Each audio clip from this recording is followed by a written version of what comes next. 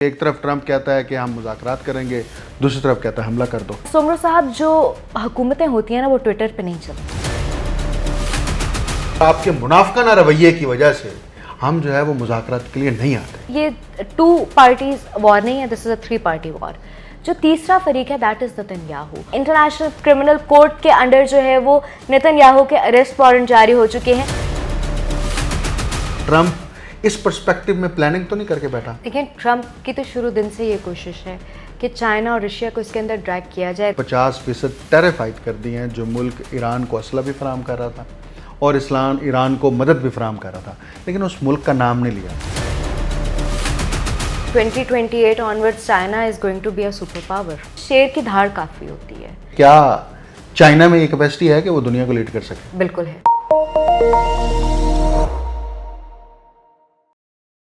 आप देख रहे हैं untold story with doctor Akmal Soomro. Iran जंग ने वाजे कर दिया है कि दुनिया में कोई बैनुल-अक़वामी कवानीन नहीं है, दस्तूर नहीं है और कानून सिर्फ ताकत का है। जिसके पास ताकत है उसी का कानून है और इसका इजहार रोज़ाना की बुनियाद पर सुबह दोपहर शाम हमें अमेरिका की जानिब से अमरीकी सदर ट्रंप इसका इजहार करते नज़र आते हैं।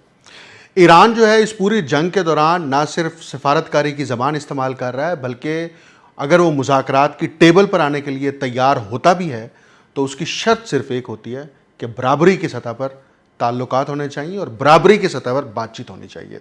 लेकिन अमेरिका को, ट्रंप को बिलखसूस फ़ौजी ताकत का ज़ौम है और उस फ़ौजी ताकत के ज़ौम में वो कभी ईरान की तहज़ीब को मलिया मेट करने की बात करता है और कभी ये बयान दिया जाता है कि ईरान पूरा तबाह हो गया, कभी ये कहा जाता है नेवी पूरी तबाह कर दी है और हमारी फ़ौज इतनी ताकतवर है कि ईरान सर्वाइव नहीं कर सकता। अभी ताज़ा बयान भी दिया है कि ईरान को तो ये भी समझ नहीं आ रही कि ईरान के यहाँ लीडर कौन है। मुझे अभी यूँ लग रहा है कि ट्रंप शायद इस पूरे प्रोसेस के अंदर जंग में गैम्बलिंग करता हुआ नज़र आ रहा है। मैं बार बार ये लफ्ज़ इस्तेमाल करता हूँ। क्या ऐसा है या नहीं, इस पर डिफेंस एनालिस्ट हैं सिद्रा सदोज़ोई, हमने इनसे टाइम लिया है और इनसे बात करते हैं कि ईरान जंग अब क्या रुख इख्तियार करेगी। मैडम बहुत शुक्रिया हमें वक्त देने का। हमने ये देखा है इस जंग के दौरान ख़ास तौर पर कि सिफारतकारी की ज़बान जो है वो में अमेरिका की तरफ से इंतहाई कमज़ोर नज़र आ रही है, बल्कि फ़ाउल लैंग्वेज इस्तेमाल की जा रही है। बैनुल-अक़वामी ताल्लुकात के अंदर ऐसी ज़बान का कितना असर होता है, बिलखसूस जब जंग की सूरत हाल हो, क्योंकि एक तरफ ट्रंप कहता है कि हम मुज़ाकरात करेंगे, दूसरी तरफ कहता है हमला कर दो। अच्छा, आपके सवाल पे जाने से पहले ना मैं एक चीज़ पे आपको इंडोर्स करूँगी। आपने अपने इंट्रोडक्शन में एक बात की है इंटरनेशनल लॉज से रिलेटेड। मुझे ये बताइए कि इंटरनेशनल लॉज जो हैं वो तो सिर्फ उन ममालिक के लिए बने हुए ना जो कमज़ोर हैं। जब हम देखते हैं वेस्ट को या जब हम देखते हैं इज़राइल को, जब हम देखते हैं अमेरिका तो हमें तो उनकी वायलेशन नज़र आती है। तो जो इंटरनेशनल लॉज की वायलेशन है that is always been done by the white skins and that is always used against the brown skins. ये एक सेट फिनोमिनन है और इसका प्रेसिडेंट हमें हर जगह पे नज़र आता है। फिर आपने कहा कि सिफारतकारी की ज़बान, डोनाल्ड ट्रंप के हवाले से बहुत सारी रिपोर्ट्स आपको इंटरनेट के ऊपर मिलेंगी कि जहाँ पे उनको मेंटली अनस्टेबल और इंसेन जो है तो 2017 में एग्जैक्टली प्रिंट हुई इसके ऊपर। देखिए सोमरो साहब, जो हुकूमतें होती हैं ना वो ट्विटर पे नहीं चलती। बिल्कुल। हुकूमतें जो होती हैं या जहाँ पे जंग के मामलात होते हैं वहाँ पे आप अपनी पूरी काबीना के साथ मुशावरत करते हैं। ऐसा नहीं होता कि one fine morning you wake up and you से ओके मैंने तो उसके कहने पे और उसके वरगलाने पे जंग छेड़ दी थी। अभी आप कल की बात कीजिए कि जहाँ पे गैर मुअय्यना मुद्दत तक जंग बंदी जो है वो उस पर एग्री कर गए थे ट्रंप साहब। अभी थोड़ी देर पहले जो है वो उन्होंने अपनी नेवी को गो अहेड का सिग्नल दे दिया कि छोटी कश्ती ना देखो, बड़ी कश्ती ना देखो और ईरान की तमाम कश्तियों को तबाह करो। तो सिफारतकारी में you have to walk the talk. आपने जो कहा है आपने उसको करना है। एक unpredictable, dubious and shady personality जो है वो इस वक्त मामलात को लेके बैठी हुई है। आपने देखा होगा कि पिछले महीने में 1 महीने के अंदर 3 दफ़ा ट्रंप के अगेंस्ट रेजोल्यूशन उनके अपने मुल्क में जो है वो पेश की जाती है कि इनके जंगी इख्तियारात को कम किया जाए।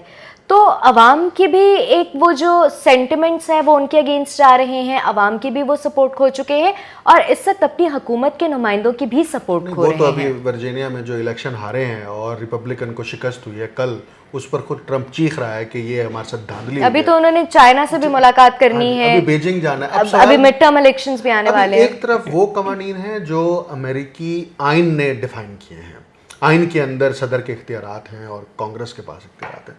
एक तरफ सिक्योरिटी काउंसिल है, यूनाइटेड नेशन इसलिए बनाई थी दूसरी आलमी जंग के खात्मे के ऊपर कि ये सिक्योरिटी काउंसिल और यूनाइटेड नेशंस हुकूमतों को, रियासतों को तहफ़्फ़ुज़ फराहम करेगी और सिक्योरिटी काउंसिल का मेंबर है अमेरिका।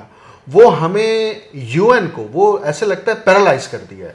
अगर यही रवैया रहा तो आपको लगता है कि मुस्तकबिल में यूएन ऐसे ही इफेक्टिवली दुनिया में काम करने की पोजीशन में होगी? क्या आपको लगता है कि अभी भी वो लीग ऑफ नेशंस नहीं बन चुकी?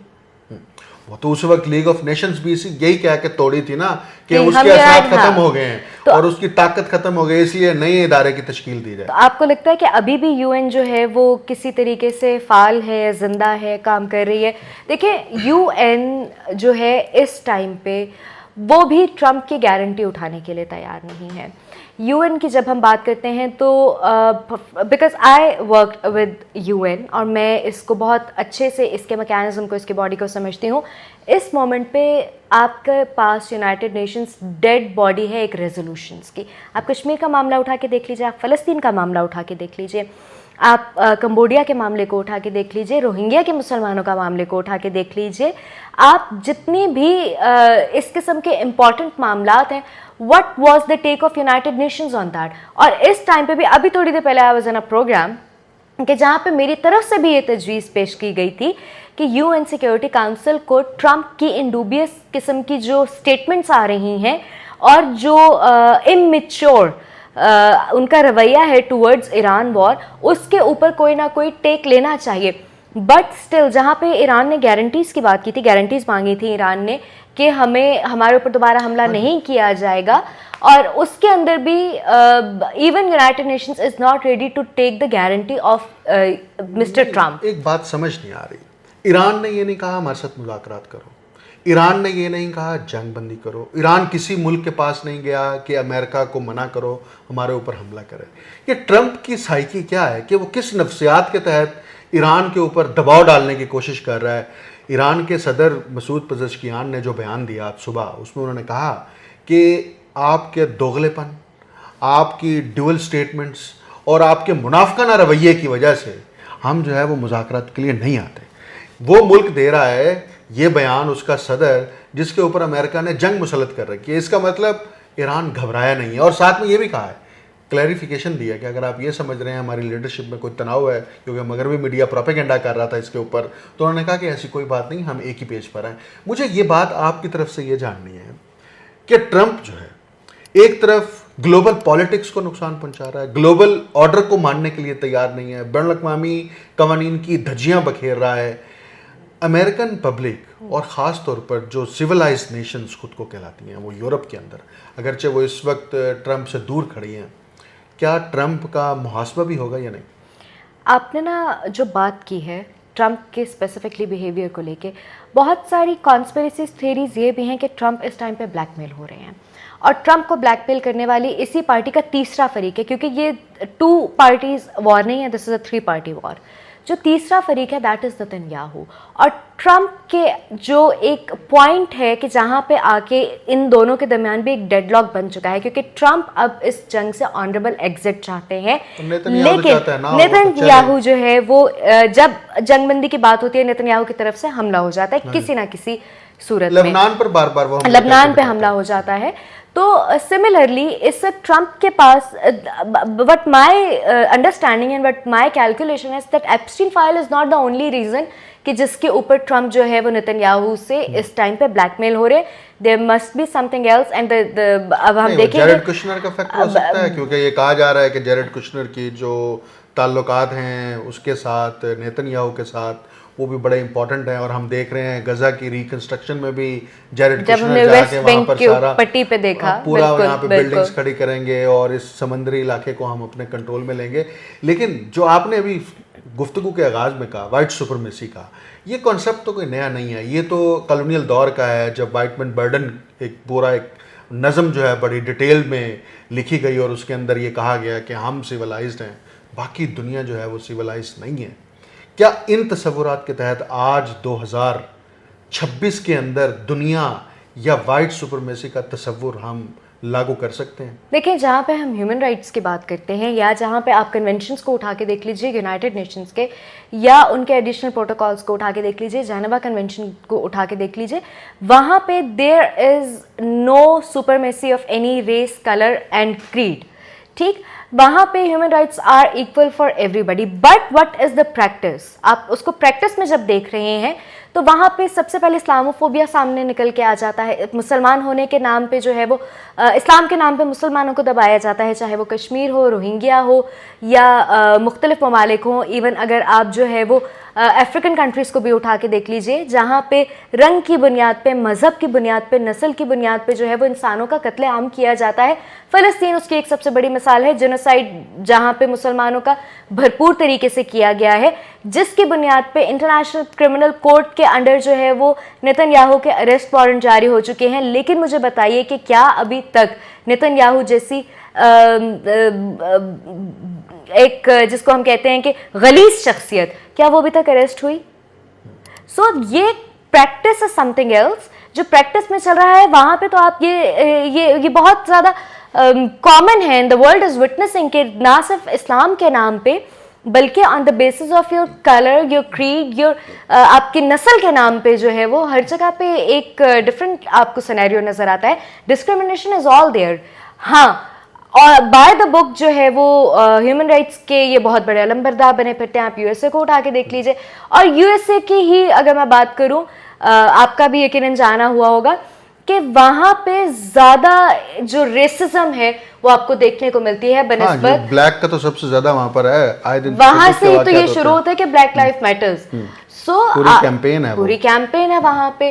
तो ये सुपरमेसी जो है वो अभी मुझे तो नियर फ्यूचर नज़र नहीं आती। हाँ, अलबत्ता अगर मैं उसको वर्ल्ड सिनेरियो, वर्ल्ड पॉलिटिक्स में देखूँ तो जिस तरीके से डॉलर पेट्रोलिंग के बाद अभी यॉन पेट्रोलिंग की बात शुरू हुई है, तो जो पावर शिफ्ट है that is slowly and gradually shifting from USA towards the other regions, and you know China and Russia, both of them, the big giants, they are sitting here. मैं इसी तरफ आऊँगा। अभी 100 लॉयर्स ने, American lawyers हैं, basically legal fraternity से ताल्लुक़ रखते हैं, इसमें प्रोफेसर्स भी हैं जो प्रैक्टिस करते हैं, लॉयर वो भी हैं। उन्होंने ख़त लिखा है यूएन को और ख़ुद अमेरिका की जो गवर्नमेंट है उसको भी, और उसमें ये कहा है कि ट्रंप जो हैं इस वक्त ना सिर्फ वो अमरीकी कवानीन और आइन की संगीन खिलाफ वर्जी कर रहे हैं, बल्कि वो बैनुल अक़वामी कवानीन को भी सबोताज कर रहे हैं। ख़ास तौर पर जो यूएन सिक्योरिटी काउंसिल और यूएन के चार्टर्स के अंदर है कि अगर किसी मुल्क को इमिनेंट थ्रेट होगा तो तब वो सेल्फ डिफेंस में ये कर सकता है। और इमिनेंट थ्रेट अमेरिका को नहीं था, जिस पर जो कांट जो है वो अमरीकी एजेंसी के सरबराह हैं, उन्होंने उससे रिज़ाइन कर दिया कि इमिनेंट थ्रेट नहीं था। अब बात यह है कि एक तरफ लॉयर्स जो हैं ख़ुद अमरीकी वो खड़े हो रहे हैं, तो आप समझती हैं कि मुस्तकबिल में नवंबर के इलेक्शन के बाद अगर रिपब्लिकन को शिकस्त हो जाती है मिड टर्म इलेक्शन में, तो अमरीकी आइन और दस्तूर के तहत कोई इम्पीचमेंट का प्रोसेस शुरू हो सकता है ट्रंप के खिलाफ? अच्छा, इसमें मैं एक चीज़ ऐड करूँगी। आपका क्वेश्चन बहुत ज़बरदस्त था कि जेनेवा कन्वेंशन को भी अगर हम उठा के देखें या उसके एडिशनल प्रोटोकॉल्स को उठा के देखें, तो उसमें भी आपने सिक्योरिटी काउंसिल को पहले मुत्तला करना होता है कि इन बेसिस के ऊपर प्रोसेस है, हम ईरान के हम किसी भी मुल्क पे हमला कर रहे हैं, अप्रूवल लेनी है, तो वो उस स्टेप को भी जो है वो यहाँ पे मिस किया गया था। कांग्रेस को बताने का गवारा नहीं किया कि मैं कांग्रेस को भी इन्फॉर्म कर दूं। इम्पीचमेंट की आपने बात की, सो आपके नोटिस में ये होगा कि ऑलरेडी उनके ऊपर जो है वो बहुत से क्राइम्स एस्टैब्लिश्ड हैं, एंड आफ्टर दिस टेन्योर आप ट्रंप को बिहाइंड द बार ही देखेंगे, क्योंकि उनका अरेस्ट होना इस वक्त कतई तौर पर नागुज़ीर हो चुका है। सेकेंडली ये कि जहाँ नहीं, वो जितना ताकतवर है उसके पीछे एक मल्टी बिलियनर कंपनीज वो खड़ी हुई हैं। आप समझती हैं कि वो ट्रंप को ऐसे अकेला छोड़ देंगी और वो कहेंगे ठीक है आप इसको फांसी पर लटका दें? Law is law, and supreme law से आप लड़ नहीं सकते, स्पेसिफिकली जबकि आप अपने ही कंट्री से कॉन्विक्ट हो चुके हो। As per the constitution of USA, अगर आप सदारत के लिए मुंतखब हो चुके हैं तो उस सर्टन टेन्योर के लिए आपकी सज़ा को मुअत्तल कर दिया जाता है। लेकिन again as per according to the constitution of USA उस टेन्योर के कंप्लीट होने के बाद you have to face the music, you have to face the consequences. So there is no second thought in it कि सदर Trump जो है after completing this tenure he will not be behind the bars, he will be behind the bars. ये हमारे मुल्क का कानून नहीं है, यूनाइटेड नेशंस का नहीं है, ये यूएसए का अपना कानून है। और जेडी वेंस की अगर मैं यहाँ पे बात करूँ जो कि 2028 के इलेक्शंस के लिए प्रेसिडेंशियल कैंडिडेट हैं, मुझे बहुत पॉजिटिव रोल नजर आता है जेडी वेंस का यहाँ पे कि जिस तरीके से और अगर मैं उनकी हिस्ट्री को भी उठा के देखूं, नहीं, ये तो कहते हैं कि इन मुज़ाकरात में जेडी वेंस ने ट्रंप को भी फंसाया है और फौरी तौर पर सोल्यूशन नहीं दिया ताकि ट्रंप मजीद कंट्रोवर्शियल हो। देखिए बाकायदा इसके ऊपर लिखा जा रहा ये है। बिल्कुल ऐसा है, बिल्कुल ये थ्योरी मैंने भी पढ़ी है। देखिए हर जंग जो होती है ना वो किसी ना किसी के लिए एक फ़ायदा लेके ज़रूर आती है, चाहे किसी मुल्क ने अपने हथियारों को टेस्ट करना हो, चाहे किसी मुल्क ने बाद में रीबिल्डिंग के नाम पे वहाँ पे इन्वेस्टमेंट करनी हो, या चाहे किसी मुल्क ने जो है वो अपने ही लोगों को फंसाना हो। जंगें एक जो है वो आपके लिए मौक़े भी फराहम करती हैं, जहाँ वो तबाही क्रिएट करती हैं वहाँ वो मौक़े फराहम करती हैं। सो ये इस जंग ने भी बहुत सारे ख़ित्तों को मौक़े फराहम किए। अगेन यौन पेट्रोलिंग की अगर मैं बात करूं, हाँ वो तो शुरू हो गया ना, वो शुरू हो गया, या मैं जेडी वेंस की बात करूं। सो वन वे और द अदर जहां पे तबाही है वहां पे मौका भी है। अच्छा, अब इसमें एक बात हमें समझनी है कि सीज़ फायर अभी जो एक्सटेंशन हुई है वो एक तरफा हुई है, ईरान ने उसको एंडोर्स नहीं किया अभी तक। अब जो नेवी को हुक्म दिया गया है कि आप फिर अटैक करें तो इसका मतलब सीज़ फायर नहीं है, तो फिर ईरान को पूरा राइट है कि वो फिर रिटेलिएट करेगा अपने सेल्फ डिफेंस में, वो मिसाइल दागेगा। फिर अमेरिका के पास कोई कानूनी जवाब भी नहीं होगा कि वो ये शोर मचाए कि ईरान ने सीज़ फायर की खिलाफ वर्जी की है। आप समझते हैं कि अब ट्रंप नेवी को दोबारा से ये ऑर्डर करके एक नया एडवेंचर करना चाह रहा है और वो ये चेक करना चाह रहा है कि रशिया चाइना कब तक जो है वो सब्र करते हैं और उनका सब्र का पैमाना किसी तरह लिबरेज हो और वो भी किसी तरह डायरेक्ट इस वॉर के अंदर शामिल हो। कि ट्रंप इस पर्सपेक्टिव में प्लानिंग तो नहीं करके बैठा? देखिए ट्रंप की तो शुरू दिन से ये कोशिश है कि चाइना और रशिया को इसके अंदर ड्रैग किया जाए, रशिया को नुकसान पहुंचाने की। जब हम यूक्रेन की बात करते हैं तो ट्रंप वन वे और the other he was trying to harm Russia. और ये तीनों फरीक, चूँकि मेरी अपनी कुछ प्रेडिक्शन, जब यूएसएस अब्राहम लिंकन यहाँ पे आके खड़ा हुआ था तो मेरी प्रेडिक्शन ये थी कि अमेरिका ये जंग अफोर्ड नहीं कर सकेगा, और अगर अमेरिका ये जंग में चला भी जाता है तो फाइनेंशियल लॉसेस भी उसको बहुत होंगे और वो इस जंग से जल्द अज जल्द ऑनरेबल एग्जिट की बात करेगा। क्यों? क्योंकि ईरान के साथ जो है, चाहे इंटेलिजेंस हो, चाहे उनको हथियार फराहम करने की बात हो, चाहे उनको इकोनॉमिक सपोर्ट की बात हो, तो China is standing shoulder to shoulder with Iran, and as much as China standing उतना ही रशिया भी ईरान के साथ खड़ा है। ऑल दो कि चाइना की पॉलिसी वॉर पॉलिसी नहीं है, ऑल दो कि रशिया जो है वो कभी भी खुल के सामने नहीं आएगा, because Russia is already having its and bits with the Ukraine. लेकिन ट्रंप की इस खित्ते में तीसरी आलमी जंग छेड़ने की एक बहुत बड़ी कोशिश है। लेकिन ट्रंप तो वो यूक्रेन के प्रेसिडेंट को कह रहा था कि you are gambling with the world war 3 जब जेलेंस्की वाइट हाउस में बैठा था और वहाँ और आपने ये भी तो देखा ना कि एक महीने पहले जो है उसी से मदद मांगी जा रही थी, नेटो से मदद मांगी जा रही थी, यूके से मदद मांगी जा रही थी, और नेटो को बार बार ये याद दिलाया जा रहा था कि तुम तो हमारे काम नहीं आए। वो जो एक घरेलू और लड़ाई गली मोहल्लों वाली कि तुमने भी मेरा साथ नहीं दिया, तुमने भी नहीं दिया, तो हम तुम्हें देख लेंगे। बल्कि ये भी कह दिया कि नेटो से तो मशरिक वस्ता वाले ज़्यादा अच्छे रहे। आप इस्लामाबाद में हैं, मैं भी इस वक्त इस्लामाबाद में बैठा हूँ। इस्लामाबाद में इस वक्त बैनुल-अक़वामी मीडिया सारा यहाँ, और ये बताया जा रहा है सरकारी तौर पर कुछ 400 के करीब जर्नलिस्ट, फॉरेन जर्नलिस्ट वो इस्लामाबाद में मौजूद हैं पीस टॉक को कवर करने के लिए। इस पूरे जंग की कवरेज जो ग्लोबल मीडिया कर रहा है, ख़ासतौर पर अमेरिकन मीडिया है और वेस्ट का मीडिया है, आप समझती हैं कि वो नैरेटिव स्टैब्लिश करने में, नैरेटिव बिल्डिंग के हवाले से उनका टिल्ट अमेरिका की तरफ है, या वो बिल्कुल न्यूट्रल होकर इसका एनालिसिस भी कर रहे हैं और कवरेज भी कर रहे हैं? नहीं, मुझे नहीं लगता कि उनका टिल्ट अमेरिका की तरफ है। मुझे लगता है कि दे आर क्वाइट न्यूट्रल। हाँ, अलबत्ता जो सबसे ज़्यादा लाइमलाइट है वो तो पाकिस्तान ने समेटी है। मुझे भी पाकिस्तानी होने पे मज़ीद फ़ख्र महसूस हुआ, यकीनन आपको भी हुआ होगा, कि जहाँ पे हमारे इमेज को बहुत अरसे से हमारे पड़ोसी 2 ममालिक जो हैं उसको सैबोटाज करने की कोशिश करते रहे, हमारे ऊपर जो है वो दहशतगर्दी का टैग लगाने की कोशिश करते रहे, ये तक हमारे लिए फैलाने की कोशिश करते रहे कि यहाँ पे अमन अमान की सूरत हाल इतनी ख़राब है कि यहाँ पे क्रिकेट नहीं आनी चाहिए, यहाँ पे टूरिज़म नहीं आनी चाहिए, यहाँ पे किसी फॉरेन डेलीगेट को नहीं आना चाहिए। तो यही इसी मुल्क में आने के लिए अब अमरीकी सदर जो सुपर पावर को चला रहे हैं, जैसे भी चला रहे हैं चला रहे हैं तो वो भी आने के लिए तैयार है, उनके नुमाइंदगान भी यहाँ पे मौजूद है। पूरा international media all eyes on Islamabad जो है उसके हैशटैग चल रहे हैं दूसरी दफ़ा भी।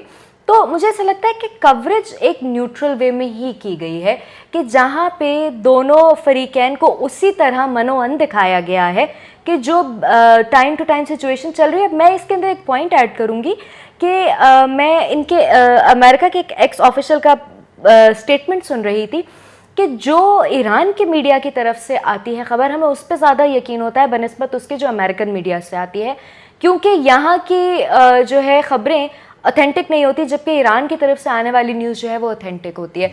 तो इस वक्त एक अमेरिका का अपना जो मीडिया है उसके ऊपर एक बहुत बड़ा क्वेश्चन मार्क है। अदरवाइज ये कि coverage is all what I personally feel is it's all neutral. अच्छा, एक ट्वीट किया था ट्रंप ने उस वक्त के जब अमेरिकी फ़ौजी अड्डों को ईरान तबाह कर चुका था और इसराइल के अंदर टारगेटेड जो है वो स्ट्राइक कर रहा था और बड़ी एक्यूरेसी के साथ कर रहा था, जिस पर बहुत सारी सीक्रेट्स रिपोर्ट्स आई कि चाइना और रशिया फुली टेक्नोलॉजिकल सपोर्ट फराहम कर रहे थे।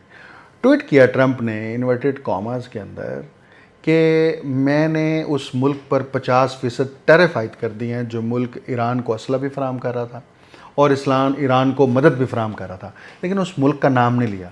क्या ट्रंप डर गया था कि मैं अगर किसी मुल्क का नाम लूँगा तो मुझे एविडेंस देने पड़ेंगे? देखें 2028 onwards China is going to be a super power. ये एक एस्टैब्लिश्ड फैक्ट है कि चाइना इस पूरी दुनिया में एक सुपर पावर के तौर पे इमर्ज होके आ रहा है, हम इससे निगेट नहीं कर सकते। दूसरी बात कि इस जंग ने जितना इकोनॉमिकली यूएसए को नुकसान पहुंचाया है, आप ये देखिए कि इतना जो उनकी अपनी कैंपेन के ऊपर, इलेक्टोरल कैंपेन के ऊपर जितना उन्होंने स्पेंड किया था उससे तकरीबन 5-6 गुना ज़्यादा वो इस जंग के ऊपर खर्च। इसलिए तो उन्होंने कहा कि हमें $200 बिलियन तो फौरी चाहिए, जिसको वो बार बार जो है वो व्हाइट हाउस से जाती है और उसको जो है वो टर्न डाउन करके उनके रिक्वेस्ट को भेज दिया जाता है। तो इसमें कोई शक नहीं है। और जब यूएसएस अब्राहम लिंकन यहाँ आया था तब से मैं ये कह रही हूँ कि अमेरिका इस जंग को अफोर्ड नहीं कर सकेगा। देखिए, आपने तो उनकी ड्राइंग्स के ऊपर भी हमले किए, ठीक, जहाज़ों की ड्राइंग्स बनी हुई थी, आपने तो उनके ऊपर भी हमले शुरू कर दिए। तो इस टाइम पे yes, America is not in a buying position कि जहाँ पे वो अपनी वो देखें, होता क्या है सोमरो साहब कि शेर की धाड़ काफ़ी होती है। ज़रूरी नहीं है कि शेर को जंगल में उतर के बाकी जानवरों के साथ लड़ना पड़े to establish his sovereignty and to establish his power. Trump यही करता नज़र आ रहा है। वो ये चाहता है कि मेरी हेजमनी कायम रहे और ताकत के इजहार से हो, और उसमें लगता है वो ट्रैप नहीं। आप ये देखें कि उसको अपनी हेजमनी कायम अगर रखनी थी ना, तो वो मुज़ाकरात चल रहे थे जो आयतुल्लाह खामनाई साहब के साथ चल रहे थे, वहाँ तक उसकी हेजमनी कायम रही है कि जहाँ पे उसने ताकत के ज़ोर पे मुज़ाकरात की टेबल पे आ गया था और मामला जो है वो यूरेनियम का भी रिजॉल्व होने वाला था।